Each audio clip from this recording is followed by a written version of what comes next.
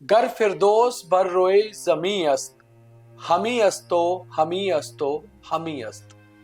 अगर धरती पर कहीं स्वर्ग है तो यही है, यही है, यही है। लंबे अरसे से पारसी की ये कुछ पंक्तियां पूरी दुनिया में कश्मीर को स्वर्ग बताती रही, मगर 22 अप्रैल 2025 को कश्मीर के खूबसूरत पहलगाम की बैसरन वादी में जो हुआ उसने इन्हें लगभग बदल कर रख दिया। न केवल उन 26 परिवारों के लिए जिनके लोग इस आतंकी हमले में मारे गए या शहीद हो गए, बल्कि पूरे भारत के लिए, देश और दुनिया में बसे हुए हर भारतीय के लिए कहीं ना कहीं दिल में एक डर और खौफ बैठ गया कि वादी तो खूबसूरत है मगर वहां की फिजाओं में कहीं ना कहीं दहशत है। और इसका असर आज उस आतंकी हमले के 1 महीने के बाद पहलगाम में खास तौर पे देखने को मिल रहा है। आतंकी हमले ने कितना बदला पहलगाम, आज हम इसी पर बात करेंगे और आपको ये बताएंगे कि 1 महीने में पहलगाम क्या से क्या हो गया। हालांकि आतंकी हमले के बाद भारत ने तो कड़ा रुख अपनाया और जहां से आतंक का हमला हुआ था वहां पर वार भी किया, मगर कहीं ना कहीं आतंकी हमले की मार पड़ी पर्यटन पर और खूबसूरत पहलगाम की वादियां आज सुनसान पड़ी। नमस्कार, मेरा नाम दीपक खजूरिया है। आप द न्यूज रूम 24 आवाज देख रहे हैं। बात आज पहलगाम की और पहलगाम में हुए आतंकी हमले के 1 महीने के बाद की कि आखिर पहलगाम ने क्या खोया, क्या पाया, या फिर पहलगाम के लिए सब कुछ उजड़ गया। पहलगाम वादी की बात करते हैं तो पहलगाम एक खूबसूरत वादी है कश्मीर की।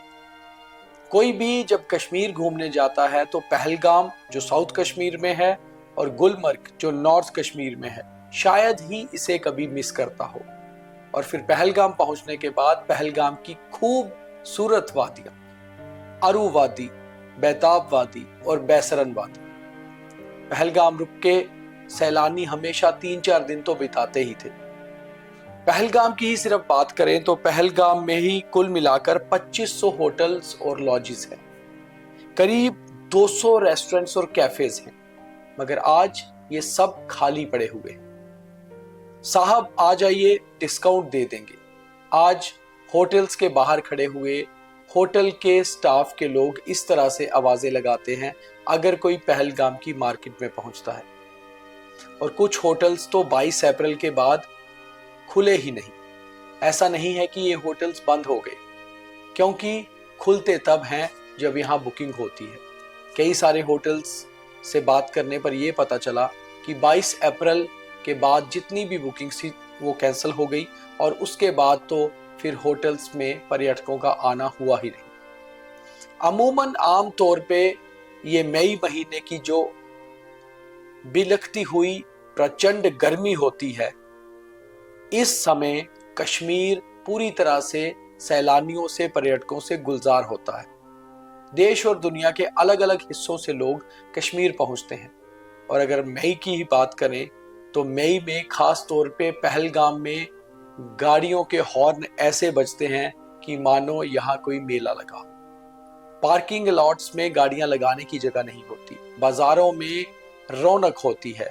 और ये जो वादियां हैं बैसरन, अरू और बेताब, यहाँ पर घुड़सवारी करने वाले, कुछ चाय मैगी बेचने वाले, शॉल्स बेचने वाले पूरी तरह से सीजन की बेहतरीन कमाई कर रहे होते हैं। मगर आज पहलगाम सुनसान पड़ा है और कारण है 22 अप्रैल को हुआ बैसरन वादी का आतंकी हमला।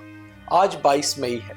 1 महीने में कितना कुछ बदल गया वो हमने आपको बताया भी, और हम आपको थोड़ा सा डिटेल्स के साथ भी बताते हैं कि पहलगाम और कश्मीर में इस आतंकी हमले ने क्या क्या बदला। कश्मीर की बात करें तो अमूमन 2024 साल में 35 लाख पर्यटक कश्मीर घूमने आए थे। वहीं ये आंकड़े 2023 में 27 लाख थे, 2022 में 26 लाख। यानी कि पिछले 3 सालों से कश्मीर आने वाले लोगों की, घूमने वालों की, सैलानियों की संख्या में लगातार बढ़ोतरी हो रही है। और साल 2020 और 21 में कोविड के कारण चाहे लोग कम पहुंचे और फिर 19 और 20 में इस कारण की धारा 370 हटी थी, तो तब भी पर्यटन पर असर पड़ा था। तो पिछले कुछ सालों से अगर देखा जाए तो साल 2024 बेहतरीन साल था कश्मीर के लिए, जब 35 लाख से अधिक लोग कश्मीर घूमने आए। और ये आंकड़ा जो है ये देश और दुनिया से आने वाले पर्यटकों का है। जम्मू और कश्मीर के बाकी हिस्सों से पहलगाम, गुलमर्ग या श्रीनगर घूमने वाले लोगों का आंकड़ा मिलाएं तो इससे भी कई गुना ज्यादा हो जाता है। और ऐसा है कि पहलगाम और गुलमर्ग में तो लोग 3-3, 4-4 दिन की बुकिंग्स करके जाते हैं। वहीं दूसरी ओर अगर हम जनवरी से लेके 22 अप्रैल तक की ही बात करें तो 5 लाख के करीब सैलानी इन 3-4 महीनों में भी कश्मीर पहुंचे थे। अमूमन मार्च में सरकारी या प्राइवेट स्कूल्स में एग्जाम्स के कारण कम लोग जाते हैं कश्मीर घूमने, मगर इस साल मार्च अप्रैल में भी कश्मीर में अच्छा खासा टूरिज्म था। खास तौर पे पहलगाम में काफी लोग घूमने के लिए पहुंचे थे। और हमने देखा जब 22 अप्रैल को आतंकियों ने हमला किया था तब भी पहलगाम लगभग पूरी तरह से फुल था। होटल्स में अच्छी खासी बुकिंग थी, यहां तक कि बैसरन वादी में ही उस समय 1,500 से 2,000 लोग थे जब आतंकियों ने एक महीना पहले करीबन दोपहर के 2:30 बजे हमला किया था। उसके बाद देखते ही देखते बैसरन वादी तो खाली हुई ही हुई, करीबन अगले 24 से 48 घंटों में पूरा पहलगाम भी खाली हो गया। और बड़ी बात यह है कि उसके बाद भी टूरिस्ट शायद वापस आ सकते थे, मगर जिस तरह से सरकार ने 50 टूरिस्ट स्पॉट्स को बंद कर दिया जिसमें अरू, बैसरन और बेताब वादी भी आते हैं, उसके बाद से टूरिस्ट ने बिल्कुल कश्मीर आने का रुख बंद कर दिया। फिर 7 मई को जब भारत ने पाकिस्तान पर ऑपरेशन सिंदूर लॉन्च किया, उसके बाद से जिस तरह से पाकिस्तान ने रिटेलिएट किया और ड्रोन अटैक किए जम्मू शहर के साथ साथ श्रीनगर शहर पर भी, उससे टूरिज्म पे और ज्यादा असर पड़ा। और शायद ये असर ऐसा है कि अब करीबन इस सीजन तो टूरिस्ट बिल्कुल भी नहीं आएंगे। जम्मू कश्मीर के मुख्यमंत्री उमर अब्दुल्ला ने खुद एक राष्ट्रीय टीवी को अपने एक इंटरव्यू में कहा था कि शायद इस साल कोई टूरिस्ट कश्मीर ना पहुंचे, और हम उम्मीद भी नहीं कर रहे क्योंकि लोगों के अंदर डर खौफ भी है। मगर उम्मीद है कि इस बार कम से कम अमरनाथ यात्री तो कश्मीर आए, और उनमें से अगर कुछ लोग भी इधर उधर घूमने जाते हैं तो थोड़ा सा टूरिज्म जो है वो सेटल हो सकता है। हम आपको आंकड़ों के साथ समझाते हैं कि अमूमन आमतौर पे अप्रैल और मई में रोज की 4,000 के करीब प्राइवेट गाड़ियां और टैक्सीज पहलगाम पहुंचते थे। पहलगाम में बहुत सारे पार्किंग लॉट्स हैं जो लगभग फुल हुआ करते थे, होटल्स की पार्किंग तो अलग से। मगर इन दिनों अगर हम बात करें तो रोज की 4 या 5 टैक्सीज ही टूरिस्ट्स को लेकर पहलगाम आ रही है, जो पहलगाम के हिसाब से ना के बराबर है। पहलगाम की मेन मार्केट में दोनों ओर स्थानीय लोगों की दुकानें हैं जिसमें शॉल्स, ड्राई फ्रूट और कई तरह की चीजें बेची जाती हैं।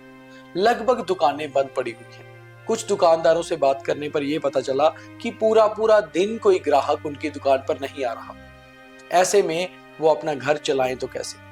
कुछ लोगों ने दुकानें किराए पर ले रखी हैं, वो किराया तक नहीं निकाल पा रहे, और होटल्स का स्टाफ लगभग कम होता जा रहा है। बहुत सारे लोग आतंकी हमले के बाद ही पहलगाम छोड़कर चले गए। बहुत सारे स्टाफ के लोग जो रुके थे उन्हें होटल के ओनर्स ने ही निकाल दिया क्योंकि वो उनकी तनख्वाह नहीं दे पा रहे थे। बहुत सारा स्टाफ ऑपरेशन सिंदूर के बाद भारत पाकिस्तान के बीच हुई एक अनडिक्लेयर वॉर को देखते हुए डर के माहौल से बाहर चले गए। अगर कुल मिलाकर बात करें तो पहलगाम में जितने भी होटल्स हैं उसमें स्थानीय कश्मीरियों के अलावा जम्मू के बिलावर, कठुआ इलाके के भी बहुत सारे लोग काम करते हैं। वहीं हिमाचल और उत्तराखंड से आकर भी मुलाजिम यहाँ काम करते हैं, जो सब लगभग अपने घरों को वापस जा चुके हैं। ऐसा कहें तो पहलगाम की होटल इंडस्ट्री, रेस्टोरेंट इंडस्ट्री लगभग ठप पड़ी हुई है। सुनसान और वीरान पहलगाम अब ये सोचकर मजबूर हो रहा है कि आखिर वो 22 अप्रैल का कौन सा अभागा दिन था जब आतंकियों ने हमला किया, और उसके बाद मानो पहलगाम कुल मिलाकर सुनसान तो हो ही गया, वहां की वादियों और फिजाओं में भी एक डर का माहौल है। स्थानीय लोगों का भी कहना है कि वो शाम के बाद घर से बाहर कम निकल रहे हैं। मार्केट में बिल्कुल सुनसान है और शाम को अंधेरा होते ही मार्केट्स बंद भी हो जाती है। अगर हम कश्मीर की टूरिज्म की बात करें तो कुल मिलाकर कश्मीर की होटल इंडस्ट्री एनुअली 2700 करोड़ रुपए की है, जो एक बहुत बड़ी इंडस्ट्री है। वहीं अगर टूरिज्म की बात की जाए तो टूरिज्म में ही केवल 10,000 करोड़ रुपए की इंडस्ट्री है। मगर इस इंडस्ट्री को बहुत बड़ा धक्का लगा है पहलगाम हमले के बाद। और खाली पहलगाम ही नहीं, गुलमर्ग, श्रीनगर, सोनमर्ग और कई सारे और इलाकों में भी टूरिस्ट ने जाना बंद कर दिया है। एक सर्वे के अनुसार करीबन 30 लाख कश्मीरी सीधे सीधे टूरिज्म से जुड़े हुए हैं और उन सबको कहीं ना कहीं पहलगाम हमले से बहुत बड़ी मार लगी है, जिनमें से 3 लाख कश्मीर के स्थानीय लोग केवल होटल इंडस्ट्री से ही जुड़े हुए हैं और उन सब की रोजी रोटी टूरिज्म पर, होटल इंडस्ट्री पर ही चलती है। और एक अनुमान के अनुसार करीबन 80% होटल्स जो कश्मीर में हैं वो बाहरी पर्यटकों से ही बुकिंग लेते हैं। यानी कि आमतौर पे जो लोग प्रोफेशनली कश्मीर जाते हैं या अपने कामकाज से जाते हैं उनकी संख्या केवल 15 से 20% है। 80% से ज्यादा लोग कश्मीर केवल घूमने जाते हैं और पहलगाम हमले के बाद लगभग ये खत्म हो चुका है। तो आखिर अगर हम इन आंकड़ों पर नजर डालें कि पहलगाम हमले के बाद कश्मीर ने क्या खोया, क्या पाया और खास तौर पे क्या बदला पहलगाम में, तो पहलगाम लगभग सुनसान पड़ा है। यही हालत कश्मीर के बाकी पर्यटक स्थलों की भी है। चाहे पहलगाम हमले के बाद हमने पाकिस्तान पर एक डिप्लोमेटिक स्ट्राइक करी हो, पाकिस्तान का पानी बंद किया हो, ट्रेड बंद हुआ हो, मेल जोल कुल मिलाकर बंद हो गया हो, और उसके बाद हमने बदला लेने के लिए 7 मई को ऑपरेशन सिंदूर भी लॉन्च किया। कश्मीर और जम्मू से तकरीबन सारा जो है पाकिस्तान को जबरदस्त जवाबी कार्रवाई की गई।